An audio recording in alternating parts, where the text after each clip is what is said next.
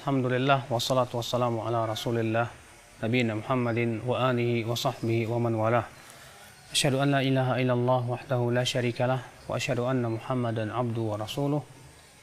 Qala Allah Ta'ala fi kitabihil karim, ya ayyuhalladzina amanu taqullaha haqqa tuqatih wa la tamutunna illa wa antum muslimun, amma ba'd.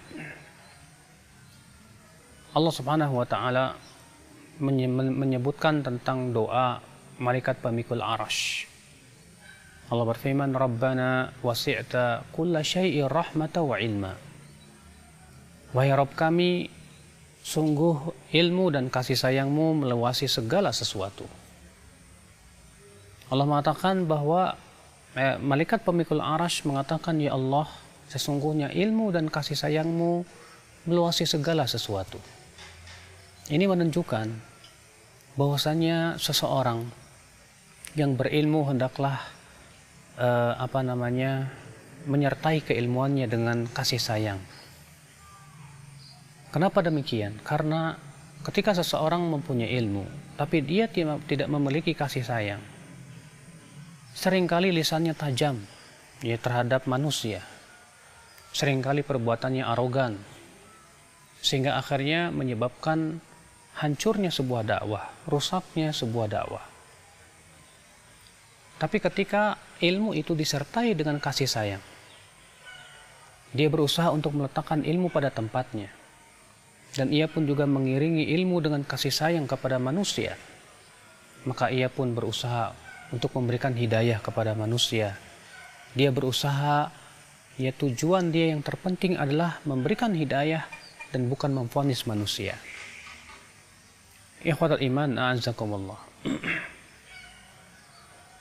Allah Subhanahu wa Ta'ala disifati dengan ilmu, tapi Allah juga mensifati dirinya dengan kasih sayang. Dan Allah Subhanahu wa Ta'ala ilmunya sangat luas sekali. Akan tetapi ilmu Allah yang sangat luas itu disertai dengan kasih sayang Allah yang sangat luas pula. Oleh karena itu, ya akhi a'azzakumullah, semakin dalam ilmu hendaklah ia semakin dalam kasih sayangnya kepada makhluk, kepada manusia. Rasulullah SAW orang yang paling berilmu.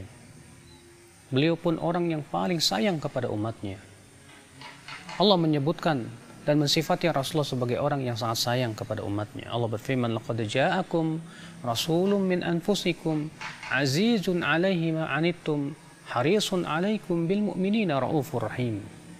Sungguh telah datang kepada kamu seorang rasul dari diri kamu yang merasa berat terhadap apa yang menimpa kamu, yang begitu semangat memberikan hidayah kepada kamu dan kepada kaum mukminin, raufur rahim, yaitu lembut dan penuh kasih sayang. Itulah Rasulullah SAW. Maka demikian pula kita, semakin kita menuntut ilmu, semakin kita pun mempunyai jiwa kasih sayang kepada manusia. Oleh karena itulah Syekhul Islam Ibnu Taimiyah berkata, Ahlus sunnati a'lamun nasi bil haqqi wa arhamuhum lil khalqi. Ahlus sunnah wal jamaah itu adalah orang yang paling tahu kebenaran dan yang paling sayang kepada manusia. Ketika ilmu tidak disertai dengan kasih sayang, seringkali seseorang membantu syaitan untuk menyesatkan manusia. Padahal disebutkan dalam hadis yang hasan, Rasulullah SAW bersabda, la takunu a'wanan lisyaitan ala akhika. Jangan kamu menjadi pembantu-pembantu syaitan untuk menyesatkan saudaramu, untuk mencelakakan saudaramu.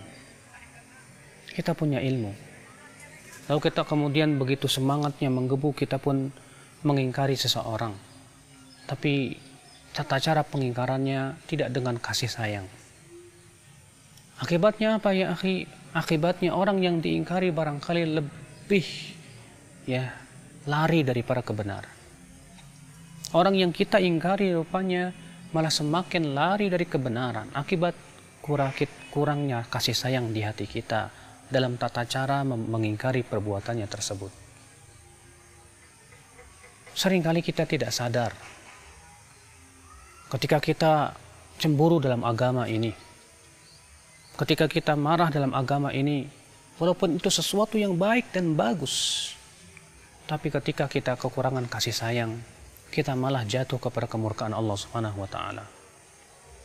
Bukankah disebutkan dalam riwayat Imam Ahmad, Rasulullah Shallallahu alaihi wasallam mengabarkan akan adanya dua orang, kata Rasulullah, yang dahulu mereka berteman. Yang satunya orang yang banyak berbuat ketaatan, orang yang saleh. Yang kedua ternyata ia suka berbuat maksiat.